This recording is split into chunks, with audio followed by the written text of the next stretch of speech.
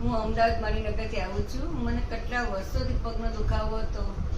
આજે મને બીજા જ દિવસે મને અહીં ડૉક્ટર વિરલભાઈ પટેલ અને એમના સ્ટાફે મને ઊભી કરી દીધી છે. 2 દિવસમાં મને એને સીડી ચડતી ચાલતા કરી દીધી છે, એક્સરસાઇઝ બતાવી સરસ મને, અને બધું ઓકે કરી દીધું છે.